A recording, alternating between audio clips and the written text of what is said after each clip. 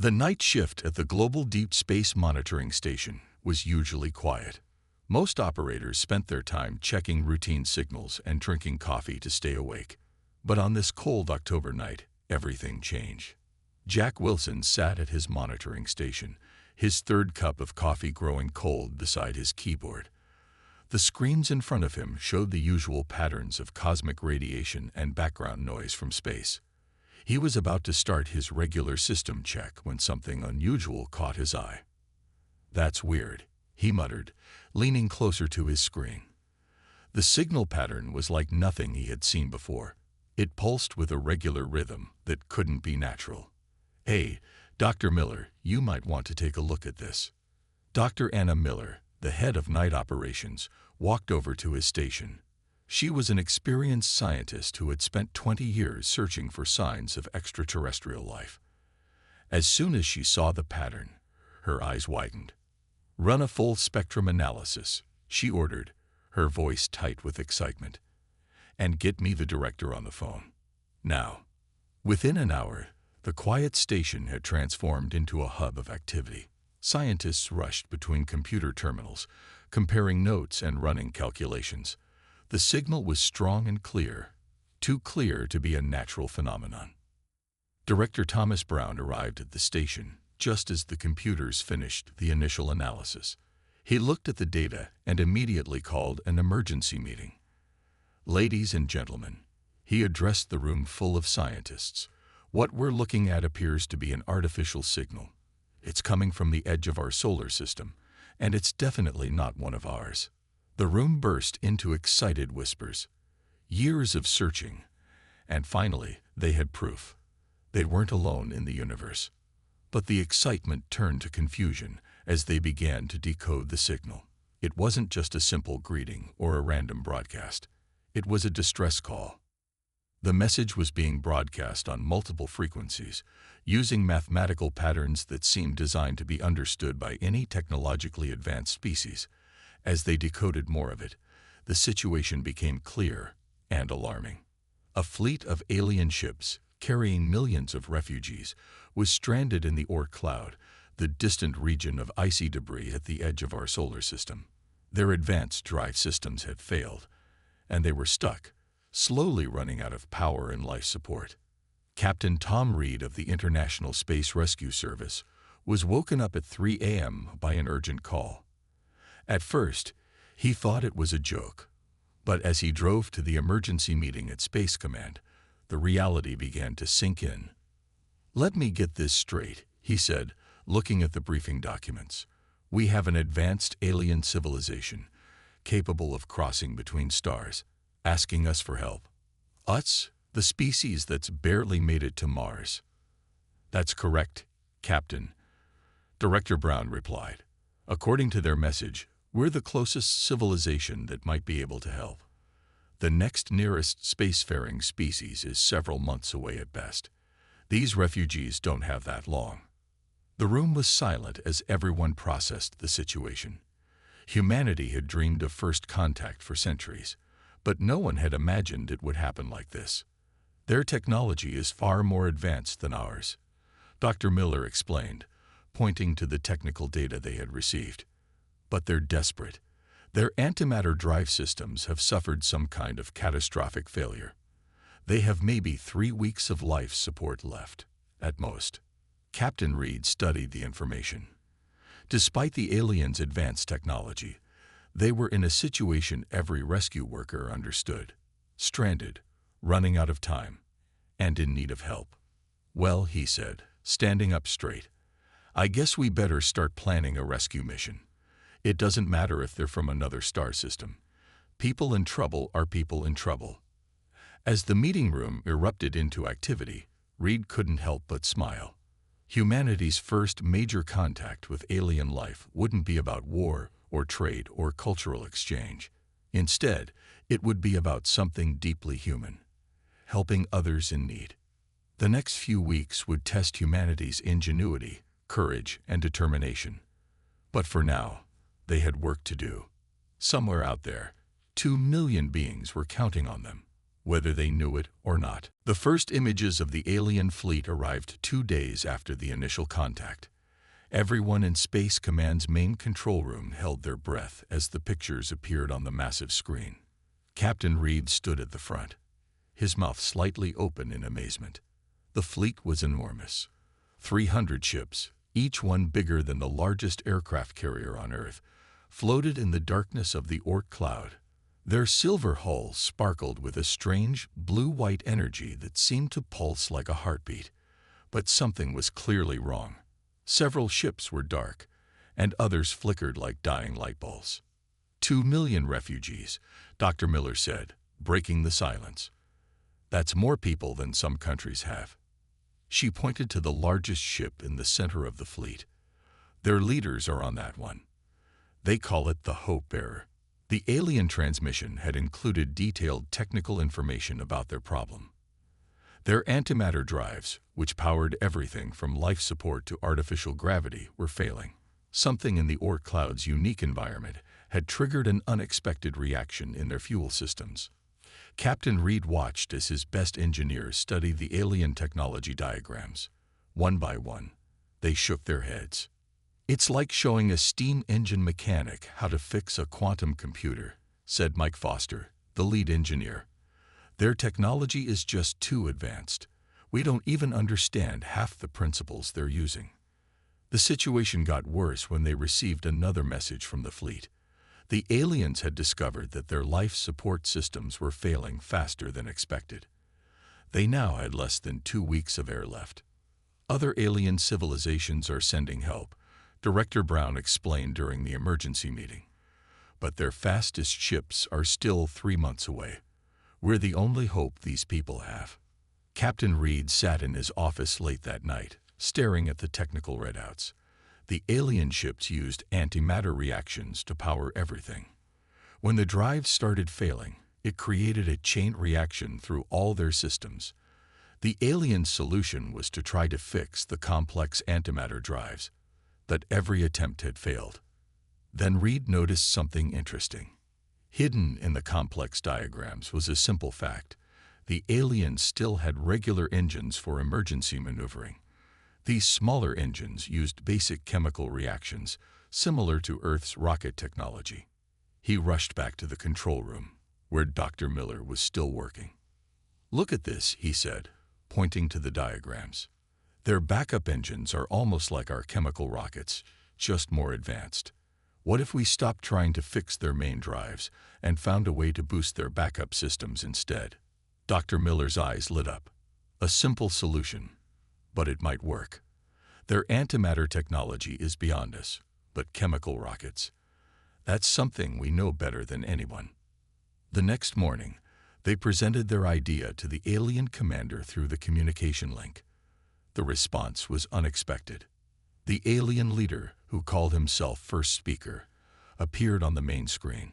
He looked almost human, except for his silver skin and large dark eyes. His expression showed clear doubt. "You suggest we use backup engines, chemical propulsion." First Speaker's voice carried a tone of disbelief. "That is primitive technology. Our civilization abandoned such methods centuries ago." "Sometimes the old ways are the best ways," Captain Reed replied firmly. "Your advanced drives are failing, but simple chemistry doesn't care about antimatter reactions. We can modify your backup systems using technology we understand. It won't be as fast as your main drives, but it will get your people to safety." First Speaker was quiet for a long moment. Finally, he spoke. "Our situation is desperate. We will consider your proposal, but know this: if you fail, you condemn 2 million beings to death." As the transmission ended, Captain Reed looked around the room at his team. "No pressure, right?" he said with a slight smile. "Let's get to work. We have 2 weeks to prove that humanity's primitive technology can save an advanced alien civilization." The room burst into activity.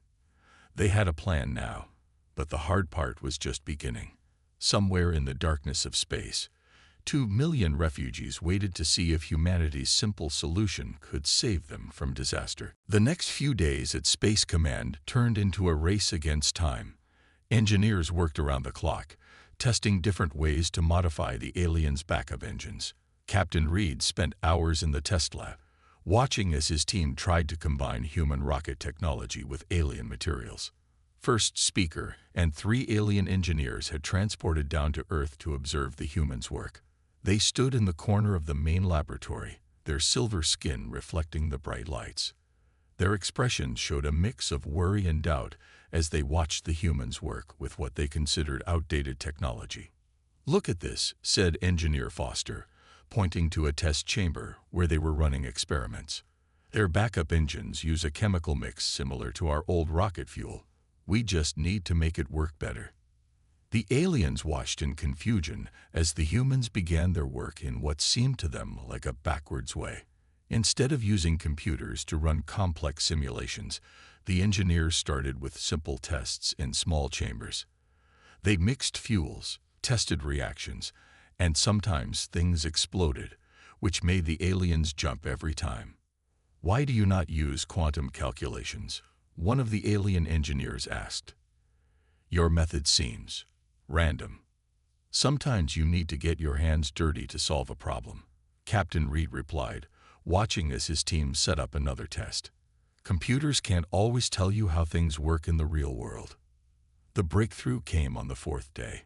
One of the younger engineers, Lisa Parker, was running tests with a modified fuel mixture when she noticed something interesting.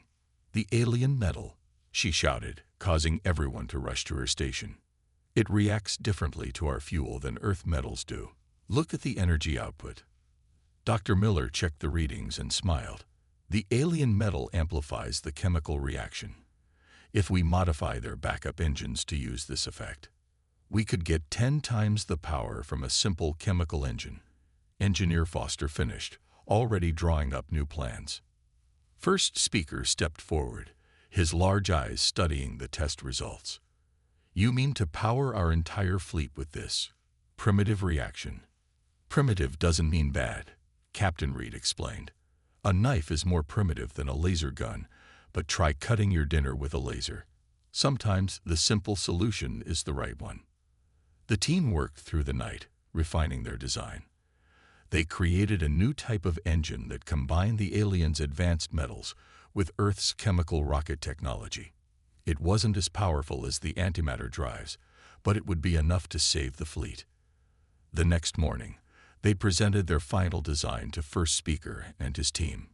The aliens studied it carefully, their expressions changing from doubt to surprise as they understood what the humans had achieved. "This should not work," one alien engineer said, checking the calculations again. "And yet, it does. How did you think of such a solution?" "Humans are good at making things work," Captain Reed said. "We've spent our whole history solving problems with whatever we had on hand. It's what we do best." First Speaker stepped forward, looking at Captain Reed with what seemed like new respect. "We came to your world thinking you were too primitive to help us. We were wrong. Your creativity, your willingness to try simple solutions, these are traits our civilization may have forgotten in our rush for advancement." The test chamber hummed as they ran a final demonstration. The modified engine glowed bright blue, its power readings steady and strong. It wasn't elegant like the aliens' antimatter technology, but it would work. "We'll need to modify all 300 ships," Engineer Foster said, already planning the next steps. "It's going to be a lot of work." Captain Reed nodded, looking at the successful test engine. "Then we better get started. Those 2 million refugees aren't getting any less stranded while we stand here talking." As humans and aliens began working together to plan the fleet-wide modifications, First Speaker pulled Captain Reed aside. "Perhaps," the alien leader said quietly, "there are more things our advanced civilization could learn from Earth than we realized." Reed smiled. Humanity's primitive approach had just proven that sometimes the old ways were still the best ways. Now they just had to prove it could work on a much bigger scale. The launch of Earth's rescue fleet was the biggest space operation in human history. 20 ships from different countries lifted off within hours of each other, their rockets lighting up skies around the world. Each ship carried teams of engineers, tons of modified fuel, and equipment needed to save the stranded alien fleet. Captain Reed stood on the bridge of the Prometheus, Earth's largest rescue ship, watching as the blue sky faded to black. Behind his ship, 19 other vessels followed in formation. They looked tiny compared to the task ahead, but they carry humanity's best hope to save 2 million lives. "All ships reporting ready," said Jane Cooper, his communications officer. "We're getting good luck messages from every country on Earth." The rescue fleet had to travel deeper into space than any human ship had gone before. The Oort cloud was far beyond the orbit of Pluto, in the darkest edges of the solar system. They had 10 days to reach the alien fleet before their life support failed completely. "New engine systems running at full power," reported Engineer Foster from the engine room. "The aliens' materials really make our old rockets work better." They had installed the same hybrid engines they planned to use on the alien ships. The combination of human chemical rockets and alien metals gave them speeds that would have seemed impossible just weeks ago. But even with the improved engines, the journey was dangerous. The Oort cloud was filled with chunks of ice and rock, some as big as mountains. No human ship had ever navigated through it before. On the 4th day of their journey, they got their first real test. The radar officer spotted a field of ice debris directly in their path. "We can't go around it," Reed said, studying the radar screen. "We'd lose too much time. We're going through." The next hour was tense as the human fleet threaded its way through the ice field. The ships moved carefully, using their maneuvering thrusters to dodge the frozen obstacles. One piece of ice, no bigger than a baseball, hit a support ship's hull with a loud bang, making everyone jump. "That could have been much worse," Foster said over the radio. "Good thing we reinforced the hulls before leaving." They were 7 days into the journey when they finally saw it. The alien fleet. The massive ships hung in space like silent cities, their usual bright glow now dim and flickering. Several ships were completely dark. "Life support failing on 6 ships," Cooper reported, reading the alien transmissions. "They're evacuating people to the ships that still have power." First speaker's face appeared on their main screen. The alien leader looked tired, his silver skin dull with exhaustion. "Captain Reed," he said, "your arrival brings hope to our people. But I must warn you, our situation has grown worse. The antimatter contamination is spreading faster than we predicted." Reed nodded grimly. "We knew this wouldn't be easy. Start moving your people away from the engine sections. We'll begin modifications on the most critical ships first." The Prometheus moved alongside the first alien ship, looking like a toy next to the massive vessel. Engineer Foster led the first team across in spacesuits, carrying equipment to start the engine modifications. "Remember," Reed said over the radio to all ships, "we only get one shot at this. Work fast, but work carefully. 2 million lives depend on us getting this right." The human fleet split up, each ship moving to help a different part of the alien fleet. They had practiced the modification procedure hundreds of times on Earth, but doing it in space, racing against time, was different. As Reed watched the first teams begin their work, he thought about how far they'd come. Just 2 weeks ago, humanity had been alone in the universe. Now they were attempting the biggest rescue mission in history. "First modification team reporting in," Cooper announced. "They're ready to start the engine conversion." Reed took a deep breath. This was the moment of truth. Either their simple solution would work, or "Tell them to begin," he ordered. "And let's hope our primitive technology is exactly what these advanced ships need." The real test of humanity's ingenuity was about to begin. The first engine modification seemed to go perfectly. Engineer Foster's team had just finished installing the new hybrid system on one of the smaller alien ships. Everyone watched as they prepared to test it. "Starting test sequence now," Foster reported over the radio. Captain Reed stood on the Prometheus's bridge, fingers crossed. The modified engine glowed blue, then bright white. Then everything went wrong. A massive surge of energy pulsed through the alien ship. Alarms blared across both fleets as the ship's systems went haywire. The hybrid engine wasn't just failing, it was creating a dangerous chain reaction. Emergency shutdown. Reed shouted, "Get our people out of there now." The rescue team scrambled back to their ship just as more warning signals came in. The failed modification had somehow affected nearby alien vessels. 3 more ships were now showing critical system failures. What happened? First speaker's voice was tense as his image appeared on the screen. "Your modification is causing our remaining antimatter systems to destabilize." Dr. Miller rushed onto the bridge with emergency readings.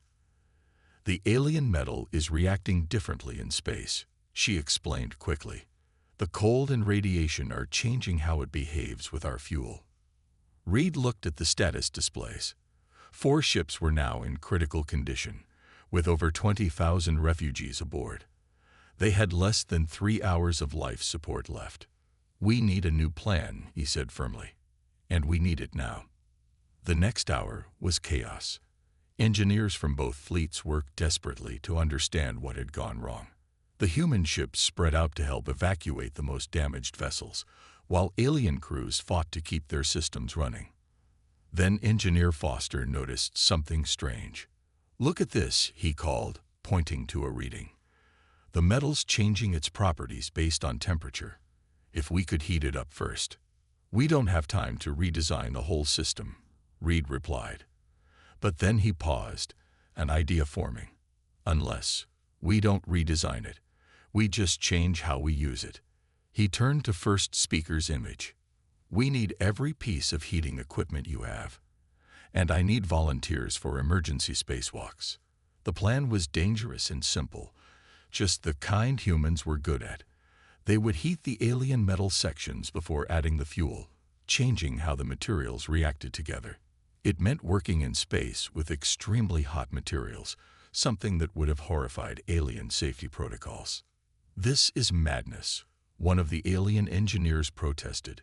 "Working with such temperatures in open space. The risk is better than certain death," Reed finished. He looked at first speaker.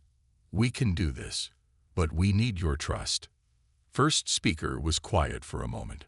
Around him, warning lights flashed as more systems failed. Finally, he nodded. "Do it." What followed was the most dangerous space operation ever attempted. Human engineers in specially modified suits worked directly with superheated metal sections. They had to move fast. The metal would cool quickly in space, and one wrong move could mean instant death. Reed coordinated from the Prometheus, watching as his teams raced against time. The first modified ship's engine sputtered, then caught. A cheer went up as power readings stabilized.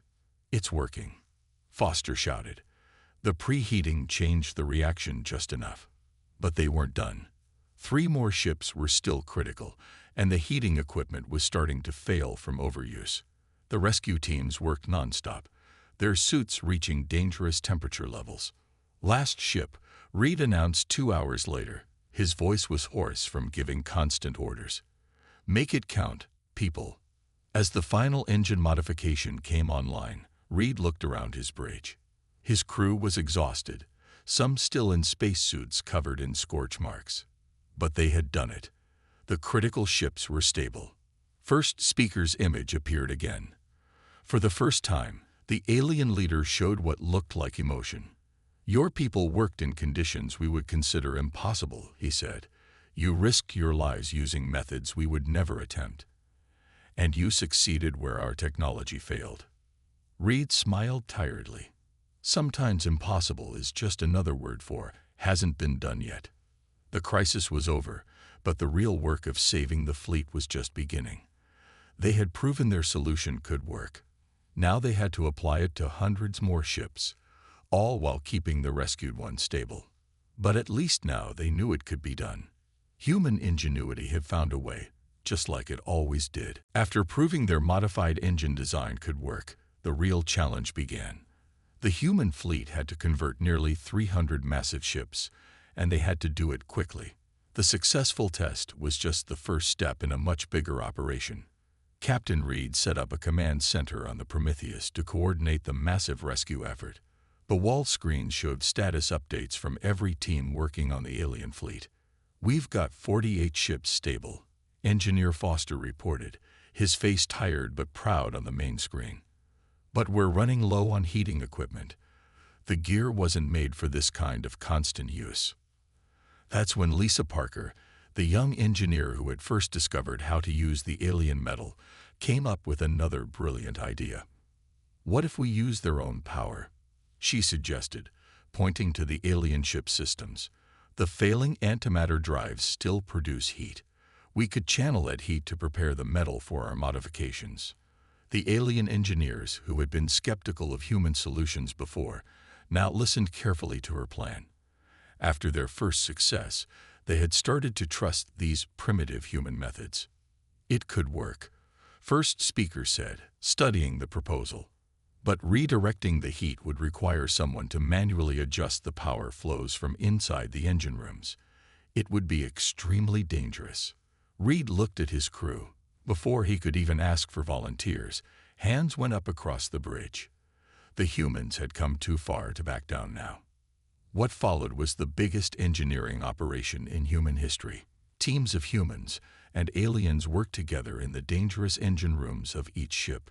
The humans showed the aliens how to improvise with limited resources, while the aliens taught the humans about their advanced systems. "Watch how they do that," first speaker commented to Reed, observing the human repair team. They were using simple tools to fix complex alien technology in ways its designers had never imagined. They find solutions we would never even consider. The work was hard and dangerous. Several times, teams had to evacuate quickly when power systems surged unexpectedly. But the humans kept going back, refusing to give up. In one critical moment, a power conduit exploded, trapping 3 engineers in an engine room filling with radiation. Instead of waiting for safety systems to engage, the human rescue team cut through a wall using welding tools, creating their own exit. That was completely against safety protocols. An alien engineer said, watching the rescue. "Sometimes you have to break the rules to save lives," Reed replied. "It's a very human trait." The humans' determination started to influence the aliens. Soon, alien crews were taking similar risks, learning to trust their instincts instead of just relying on computers and protocols. 2 weeks into the operation, they hit another milestone. Over half the fleet had been converted to the new hybrid engines. The refugees could finally see real hope for their survival. But the work was far from over. The remaining ships were the largest and most complex, including the massive Hope Bearer itself. These would be the hardest to convert. "We've learned a lot from the smaller ships," Foster said during a planning meeting. "But these big ones, one mistake, and we could lose thousands of people." Reed looked around the room at his tired crew. They had been working nonstop, pushing themselves to their limits. But when he asked who wanted to tackle the biggest ships, every hand went up again. "That's why we'll succeed," he told first speaker later. "Not because we're smarter or have better technology, but because we simply refuse to give up." The alien leader nodded slowly. "We thought we were rescuing ourselves by finding you. But perhaps we found something more valuable, a reminder of what determination and courage can achieve." As they prepared to begin work on the Hope Bearer, Reed watched humans and aliens working side by side. They had created something unique here, a combination of advanced technology and raw human ingenuity. It wasn't pretty or elegant, but it worked. Sometimes that was all that mattered. 1 month after the first distress signal reached Earth, Captain Reed stood on the observation deck of the Prometheus, watching the alien fleet prepare for departure. All 300 ships now hummed with the steady blue glow of their new hybrid engines. It was a sight he would never forget. "Final ship reporting ready," Jane Cooper announced from her communication station. "The Hope Bearer's engines are running at full power." The massive rescue operation had succeeded beyond anyone's expectations. Not only had they saved the entire fleet, but the combination of human ingenuity and alien technology had created something entirely new. The hybrid engines were more reliable than the original antimatter drives, even if they weren't as powerful. First Speaker requested permission to come aboard the Prometheus for a final meeting. When he arrived, he wasn't alone. The alien leader brought with him the highest council of his people. Captain Reed, First Speaker began, his voice carrying a new tone of respect. We came to your solar system as refugees, thinking we would find only primitive beings who might help us out of desperation. We were wrong in ways we could never have imagined. Reed smiled, remembering their first doubtful conversations. Sometimes being primitive isn't such a bad thing.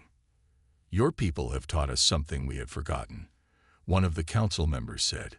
In our rush to advance our technology, we lost touch with simpler solutions. We forgot the value of human hands solving problems that computers cannot. First Speaker stepped forward, holding a small device that glowed with a soft blue light. This is our highest honor, the Star of Innovation. Never before has it been given to beings from a pre-interstellar civilization. Today, we present it to humanity. The ceremony that followed was broadcast to every corner of Earth. Humans watched in amazement as their species received its first alien award. But more important than the honor was what came next. We would like to propose an exchange, First Speaker announced. Your people have shown incredible problem-solving abilities and practical skills. We offer to share our advanced technology in exchange for learning your ways of thinking and adapting. You want to learn from us? Reed asked, surprised. Your people took our failing technology and fixed it using ropes and welding torches, the alien leader said with what sounded like amusement. Yes, we have much to learn from you. The proposal was quickly accepted. Plans were made to establish permanent exchange programs between Earth and the alien civilization. Human engineers would help redesign alien ships to be more reliable, while alien scientists would help humanity reach for the stars. As the meeting ended, Engineer Foster rushed in with exciting news. Captain, we just got word from the testing lab back on Earth. They think they can make the hybrid engine design even better. Something about combining it with our new understanding of alien metals. Reed smiled. Humanity was already taking its first steps into a bigger universe and doing it in their own unique way. Later that day, he stood with First Speaker watching the alien fleet prepare to leave. The massive ships would soon jump to faster-than-light speed, heading for their new home. But this time, they would travel with engines that represented the best of both civilizations. You know, Reed said thoughtfully, when we first got your distress signal, most people thought we couldn't help you. Your technology was too advanced, your ships too complex. And yet you tried anyway, First Speaker replied. That perhaps is humanity's greatest strength. You never let impossibility stop you from trying. As the alien fleet prepared to depart, messages of gratitude flooded the human communication channels. 2 million refugees were alive because humanity had refused to give up. The first ship flickered and vanished into faster-than-light travel, followed by another and another. Soon, only the hope-bearer remained. Until we meet again, Captain Reed, First Speaker said before returning to his ship, your people have earned their place among the stars. We look forward to seeing what other impossible things you will achieve. The hope-bearer disappeared in a flash of light, leaving the human fleet alone in the darkness of the Orc cloud. But they weren't really alone anymore. Humanity had proven itself to the galaxy. As they turned their ships toward home, Reed thought about the future. Their primitive solution had opened the door to the stars. And this was just the beginning.